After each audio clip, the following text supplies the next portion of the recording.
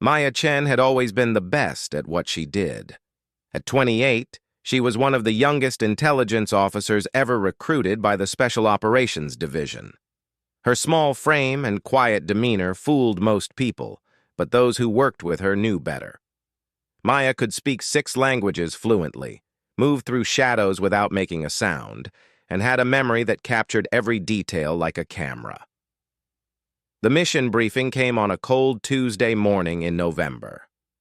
Maya sat in the sterile conference room, her dark eyes fixed on the projection screen, showing satellite images of a remote compound nestled in the mountains of Eastern Europe. The region had been in conflict for months, with rebel forces controlling most of the territory. "Operation Nightfall," announced Commander Davis, a stern man with gray hair and tired eyes. "Intelligence suggests that Viktor Petrov, the arms dealer we've been tracking for 2 years, is hiding in this compound. He's been supplying weapons to terrorist organizations across 3 continents." Maya studied the images carefully. The compound was heavily fortified, surrounded by high walls and guard towers. Multiple buildings were scattered across the area, connected by covered walkways. It looked like a small military base rather than a hiding place. "The mission is simple," Davis continued. "Get in, gather intelligence on Petrov's operations, and get out. We need to know his supply routes, his contacts, and his next shipment schedule." Maya nodded. She had done similar missions before, though none in such hostile territory. The plan seemed straightforward enough. She would be inserted by helicopter 15 miles from the compound, then make her way through the forest under cover of darkness. "You'll have backup," Davis added.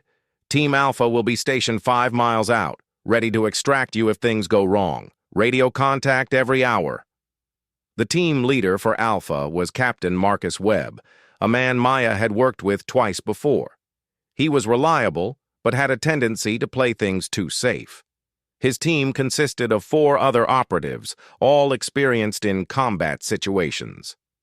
3 days later, Maya found herself in the back of a military transport plane, flying through turbulent skies toward the drop zone. She wore dark tactical gear and carried minimal equipment: a radio, night vision goggles, lockpicks, a camera, and her sidearm. The plan was to avoid confrontation entirely. The helicopter insertion went smoothly. Maya rappelled down into a small clearing surrounded by thick pine trees. The pilot gave her a quick salute before disappearing into the night sky. She was alone now, 15 miles from her target, with nothing but forest and mountains between her and the compound. Maya moved through the darkness like a ghost. Her training had taught her to use the natural sounds of the forest to mask her movement. She stepped carefully, avoiding dry branches and loose rocks. Every hour, she radioed her position to Team Alpha, who confirmed they were in position and monitoring.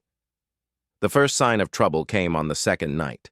Maya had covered most of the distance to the compound and was setting up her observation post when she heard voices in the distance. Through her night vision goggles, she saw a patrol of 6 armed men moving through the forest. They weren't following any standard patrol pattern. They seemed to be searching for something specific. Maya pressed herself against a large tree trunk and waited. The patrol passed within 20 feet of her position, their flashlights sweeping back and forth across the ground. She held her breath and remained perfectly still until they disappeared deeper into the forest. Something was wrong. The patrol had been too organized, too focused. Maya had studied intelligence reports on the area for weeks, and there had been no mention of regular forest patrols. Either the intelligence was outdated, or someone knew she was coming. She made her scheduled radio contact with Team Alpha, reporting the patrol but maintaining that the mission was still viable. Captain Webb's voice crackled through her earpiece, expressing concern about the unexpected security presence. "Maybe we should reconsider," Webb suggested. "Extract you now and try again when we have better intel." Maya disagreed. She had come too far to turn back now, and the mission was too important. Petrov had been ghost for months, and this might be their only chance to locate him. On the third night, Maya reached the perimeter of the compound. From her position on a ridge overlooking the valley, she could see the full scope of the operation. The compound was much larger than the satellite images had suggested, with several additional buildings that appeared to be newly constructed. Armed guards patrolled the walls, and she counted at least 20 vehicles parked in various locations. Maya spent hours observing, taking photographs and mapping out the security patterns. She identified 3 possible entry points and began planning her approach.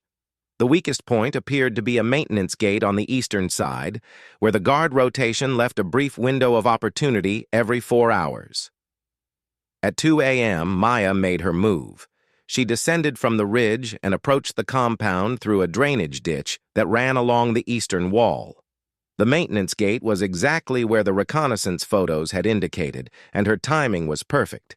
The guards had just completed their rotation and wouldn't return for nearly 4 hours. Maya made quick work of the electronic lock using a small device that had cost the government more than most people's annual salary. The gate opened silently, and she slipped inside the compound. The interior was a maze of buildings and equipment. Maya could see weapons, stockpiles, vehicles, and what appeared to be a communications center. She moved carefully from shadow to shadow, photographing everything and mentally mapping the layout. She had been inside for nearly an hour when she reached the central building, a 2-story structure that appeared to be the command center. Through a window, she could see men in military uniforms studying maps and documents. One of them looked familiar from the intelligence photos, Viktor Petrov himself. Maya positioned herself to photograph the meeting when her radio crackled to life. Webb's voice came through her earpiece, but something was wrong. The transmission was garbled and filled with static. "Maya, compromised. Extraction, now." The transmission cut off completely. Maya tried to respond, but her radio was dead. She was on her own, with no communication and no backup. For the first time since the mission began, Maya felt a cold knot of fear in her stomach. She tried to stay calm and think logically. The mission objective was intelligence gathering, and she had already collected valuable information. The smart move would be to extract immediately and return with what she had learned. Maya began retracing her steps toward the maintenance gate when she heard shouting from behind her. Spotlights suddenly blazed to life, illuminating the compound grounds. Alarms began blaring, and she could hear boots running across concrete. They had found her. Maya ran for the eastern wall, abandoning stealth for speed. Behind her, she could hear orders being shouted in multiple languages. Dogs were barking somewhere in the distance. The compound had erupted into organized chaos, with guards converging on her position from multiple directions.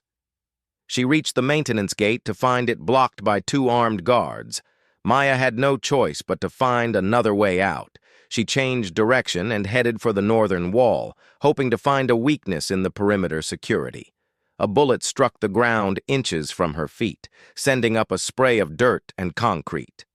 Maya zigzagged as she ran, making herself a difficult target.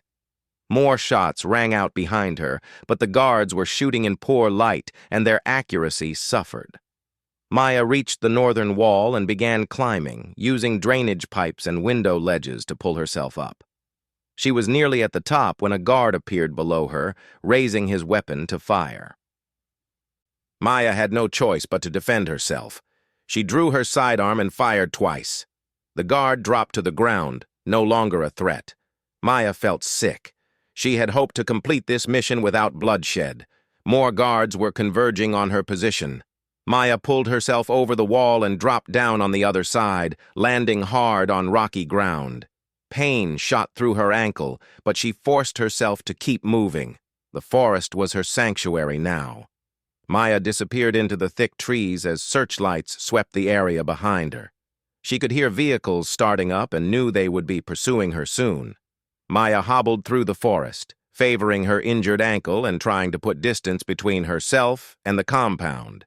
She had to assume that her extraction point was compromised and that Team Alpha was either captured or dead. She was alone in enemy territory with nowhere to run. As dawn broke over the mountains, Maya found a small cave hidden behind a waterfall. She crawled inside and assessed her situation. Her radio was still dead, her ankle was swollen, and she had limited ammunition. The photographs she had taken were intact, stored on a memory card hidden in her equipment. Maya realized that her mission had become something entirely different. She was no longer gathering intelligence, she was fighting for survival. And somewhere in that compound behind her, Viktor Petrov was probably planning his next shipment of weapons to terrorist organizations. The mission had failed, but Maya Chen was far from defeated. As she tended to her wounds and planned her next move, a dangerous idea began to form in her mind. If she couldn't escape with the intelligence, maybe she could do something even more valuable. Maybe she could stop Viktor Petrov permanently. Maya spent the first day in the cave treating her injuries and monitoring enemy activity. From her hidden position behind the waterfall, she could see search teams combing through the forest below. They moved in organized patterns, clearly following someone with military training. Every few hours, helicopters would sweep overhead, their rotors echoing off the mountain walls. On the second day, the search teams changed their tactics. Instead of random sweeps, they began setting up checkpoints on all the major paths leading away from the compound. Maya realized they weren't just looking for her anymore. They were creating a net to trap her. She used her remaining battery power to examine the photographs she had taken during her infiltration. The images revealed more than she had initially realized. Among the documents visible in Petrov's command center, she could make out shipping schedules, route maps, and what appeared to be customer lists. One photograph clearly showed a calendar with dates circled in red. The next major weapons shipment was scheduled for 5 days from now. Maya had stumbled onto something much bigger than anyone had suspected. Petrov wasn't just hiding in the compound. He was using it as the center of a massive arms dealing operation.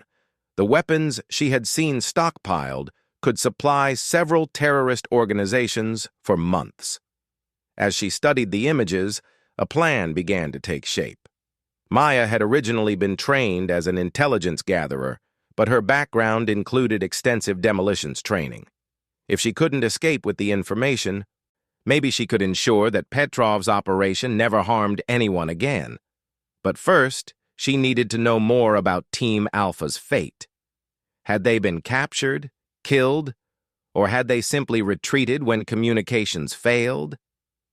Maya decided to risk moving closer to their last known position. That night, Maya left the safety of the cave. Her ankle had improved enough to bear weight, though it still caused pain with each step.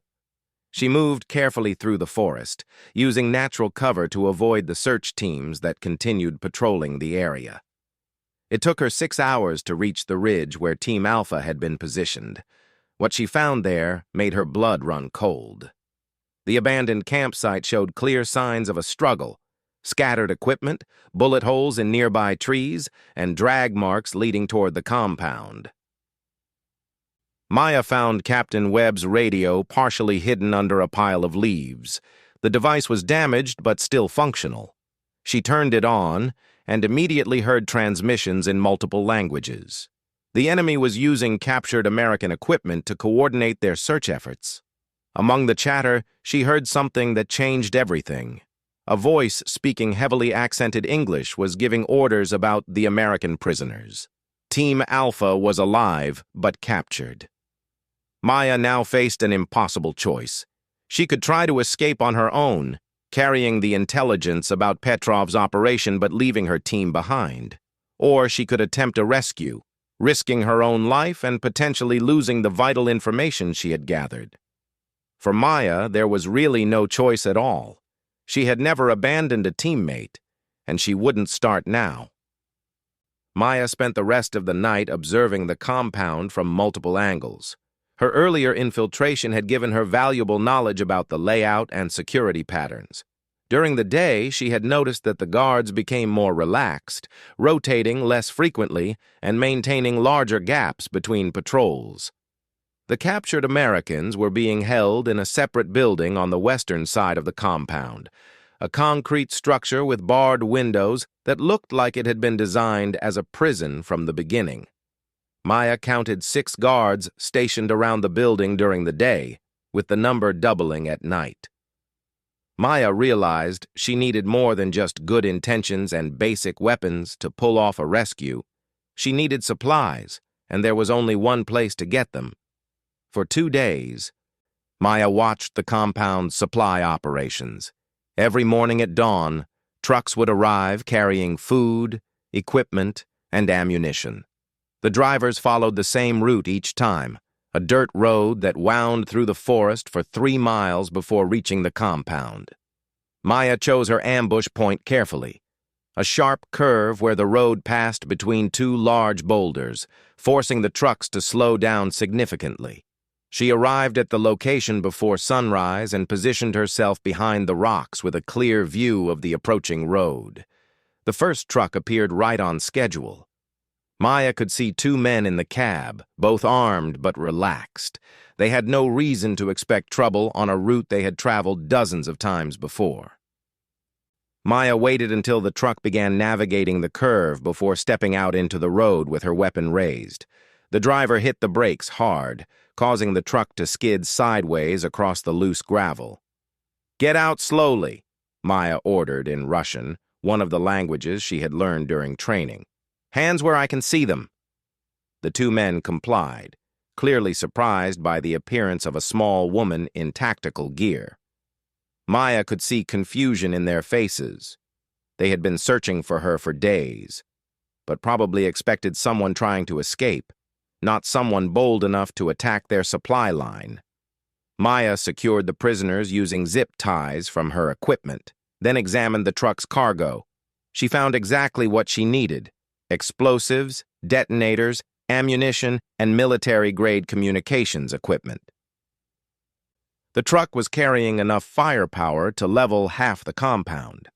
After hiding the prisoners where they wouldn't be found until after her mission was complete, Maya drove the supply truck toward the compound. She had studied the routine carefully. The guards at the gate barely checked familiar vehicles, especially when they arrived at the expected time. Maya pulled her hair back and wore one of the prisoners' caps pulled low over her face. As the truck approached the compound gates, she slowed down and waved casually at the guards, just as she had seen the regular drivers do. The guards opened the gates without question, waving her through toward the supply depot. Maya's heart pounded as she drove into the compound, but she maintained her casual demeanor. To anyone watching, she looked like just another routine delivery. Maya parked the truck at the depot and began unloading cargo, moving the boxes and crates exactly as she had observed other delivery personnel doing. Several compound workers helped with the heavier items, never suspecting that they were assisting in their own downfall. The most dangerous part came when Maya had to sign the delivery log. She scribbled an illegible signature and handed the clipboard back to the supervisor, who barely glanced at it before walking away. Maya waited until the work detail dispersed, then began setting her trap. Working quickly but carefully, she placed explosive charges in strategic locations throughout the depot. The devices were set with remote detonators that could be triggered from up to 2 miles away. But Maya wasn't planning to be 2 miles away when the explosives went off. She had one more job to complete first. The prison building was located on the opposite side of the compound from the depot. Maya knew that once she rescued Team Alpha, they would have only minutes to escape before the charges detonated and the entire compound erupted into chaos. Maya approached the prison building during the afternoon shift change, when the guards' attention was focused on their replacements rather than potential threats. She had changed back into her dark tactical gear and moved through the compound using the same shadow-to-shadow technique that had served her well during her original infiltration. The building had two entrances, a heavily guarded main door and a service entrance used by maintenance personnel. Maya chose the service entrance, picking the lock quickly and slipping inside during a brief moment when no guards were visible. The interior of the building was exactly what Maya had expected. Concrete walls, fluorescent lighting, and the unmistakable smell of a military detention facility. She could hear voices coming from the main guard station, but the corridor leading to the cells was empty. Maya found Team Alpha in the third cell she checked. Captain Webb was unconscious on a metal bench, while the other three team members sat against the wall looking exhausted but alert. When they saw Maya, their expressions changed from despair to amazement. "Maya," whispered Sergeant Johnson, the team's demolitions expert, "how did you get in here?" Maya quickly explained her situation and the plan for escape.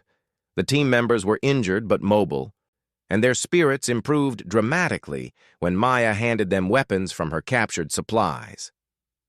"We've got 15 minutes before this place becomes very dangerous," Maya warned them. "Can everyone move?" Captain Webb had regained consciousness and nodded grimly. "We're ready.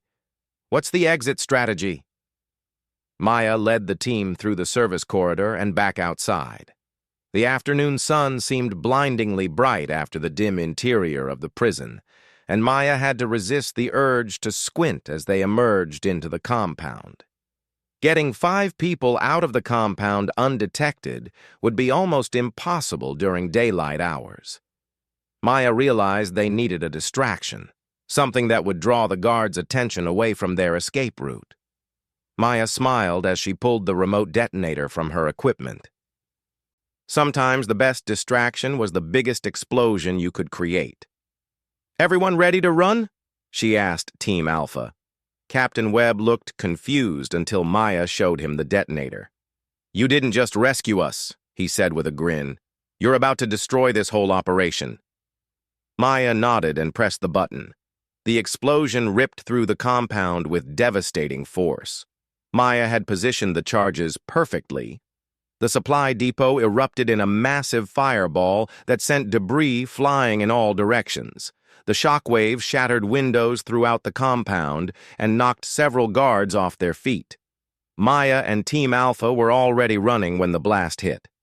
They had taken cover behind a concrete barrier 50 yards from the depot, and even from that distance, the heat from the explosion was intense. Burning fragments of metal and wood rained down around them as they sprinted toward the eastern wall. The compound transformed into chaos within seconds. Guards ran in every direction, some trying to fight fires that had started in nearby buildings, others attempting to establish communications with their command center. Vehicles raced back and forth as officers tried to coordinate a response to the unexpected attack. Maya led the team through the smoke and confusion, using the burning depot as cover for their escape. They reached the drainage ditch that had served as Maya's original entry route and began moving toward the maintenance gate. "Maya, wait!" Captain Webb called out, grabbing her arm. "Look!" Through the smoke, they could see Viktor Petrov himself standing outside the command center, shouting orders at his men. The arms dealer was clearly alive and trying to maintain control of the situation. Maya realized that destroying the depot, while satisfying, hadn't accomplished the primary objective of the mission. "We can't let him escape," Maya said, checking her ammunition. "If he gets away, he'll just rebuild somewhere else." Webb shook his head. "Our priority is extraction. We've done enough damage here." Maya looked at her team leader with respect but disagreement. "You get the team out, Captain. I have unfinished business." Before Webb could protest, Maya was already moving back toward the center of the compound. She disappeared into the smoke like a ghost, leaving Team Alpha with little choice but to continue toward the exit. Maya circled around the burning depot, using the chaos as cover. Petrov was still visible near the command center, but he was surrounded by guards and would be impossible to approach directly. Maya needed another plan. She remembered the photographs she had taken during her first infiltration. One image had shown a fuel storage tank behind the command center. If she could trigger an explosion there, it would eliminate Petrov and destroy whatever remained of his operation. Maya approached the fuel tank from the blind side, staying low and moving between burning vehicles. The heat from the multiple fires was becoming intense, and smoke stung her eyes and throat. She could hear shouting and gunfire in the distance, but most of the guards were still focused on fighting the fires and organizing evacuations. The fuel tank was massive, at least 50 feet tall, and surrounded by safety barriers and warning signs. Maya could smell gasoline and diesel fumes even from a distance. A direct hit on the tank would create an explosion that would level half the compound. Maya positioned herself behind a concrete barrier about 100 yards from the tank. She had 3 grenades remaining from her captured supplies, and she needed only one to trigger a catastrophic fuel explosion. As Maya prepared to throw the first grenade, she saw movement near the command center. Petrov was climbing into an armored vehicle with several of his top lieutenants. They were preparing to evacuate. Maya had seconds to act. She pulled the pin from the grenade and threw it with perfect accuracy. The explosive device arced through the smoky air and struck the fuel tank directly. The resulting explosion was unlike anything Maya had ever experienced. The fuel tank erupted like a volcano, sending a massive fireball hundreds of feet into the air. The shockwave knocked Maya backward against the concrete barrier, and for a moment she couldn't see or hear anything. When her vision cleared, Maya saw that the entire central section of the compound had been destroyed. The command center was gone, reduced to burning rubble. Petrov's armored vehicle had been caught in the explosion and now sat overturned and burning. Maya forced herself to stand up despite ringing ears and a pounding headache. She needed to verify that Petrov was dead and then find her way out of the compound before the remaining guards regrouped. As she approached the destroyed vehicle, Maya could see bodies inside. The explosion had been powerful enough to penetrate even military-grade armor. Viktor Petrov, the arms dealer who had supplied weapons to terrorists across 3 continents, would never harm anyone again. But Maya's mission wasn't complete yet. During her intelligence gathering, she had identified 3 other high-value targets in the compound. Petrov's top lieutenants, who could potentially rebuild the operation even without their leader. Maya moved through the destroyed compound methodically, checking each target location. She found the first lieutenant trapped under debris from a collapsed building, already dead from the explosions. The second had been in the command center when the fuel tank exploded and was killed instantly. The third lieutenant, however, was nowhere to be found. Maya searched through the chaos and burning wreckage until she spotted him near the northern wall, attempting to escape on foot. He was wounded but mobile, carrying a briefcase that probably contained crucial operational information. Maya pursued him through the smoke and debris. Her ankle injury slowed her down, but she was still faster than the wounded arms dealer. She caught up with him just as he reached the compound wall. "Stop!" Maya commanded, raising her weapon. The lieutenant turned around, his face twisted with pain and anger. "You destroyed everything," he said in accented English. "Years of work, millions of dollars." "Good," Maya replied simply. The final confrontation was brief. The lieutenant reached for his sidearm, but Maya was faster. 2 shots ended both his life and the immediate threat of the arms-dealing operation being rebuilt. Maya took the briefcase from his body. Inside, she found exactly what she had hoped: detailed records of customers, suppliers, and planned shipments. The intelligence would allow authorities to shut down the entire network permanently. With all targets eliminated and the intelligence secured, Maya finally headed for the compound exit. The entire facility was now engulfed in flames, and she could hear explosions continuing as ammunition stockpiles ignited in the heat. Maya found Team Alpha waiting for her at the extraction point outside the compound perimeter. Captain Webb looked relieved to see her alive, though his expression was stern. "Maya, you can't just—" he began. "It's done," Maya interrupted, holding up the briefcase. "Petrov is dead, his lieutenants are dead, and his entire operation is destroyed. Plus, we have intelligence that will help shut down his network globally." Webb examined the contents of the briefcase and nodded slowly. "How many targets?" "All of them," Maya replied. "Every single high-value target identified in the original briefing." The extraction helicopter arrived 30 minutes later. As they flew away from the burning compound, Maya could see the extent of the destruction she had caused. What had been a thriving arms-dealing operation was now nothing but smoke and rubble. During the flight back to base, Maya filed her mission report. What had started as a simple intelligence-gathering operation had become something much more significant. She had been abandoned in enemy territory, left for dead by circumstances beyond anyone's control. But Maya Chen had done more than survive. She had turned a failed mission into a complete victory, eliminating an entire terrorist supply network single-handedly. Every target had been neutralized, every objective accomplished. Captain Webb recommended Maya for the highest military honors available to intelligence operatives. Her actions had prevented countless weapons from reaching terrorist organizations and had saved countless innocent lives. Maya accepted the commendations with quiet pride, but she knew the real reward was simpler than any medal. She had proven that no matter how impossible the situation seemed, determination and skill could overcome any obstacle.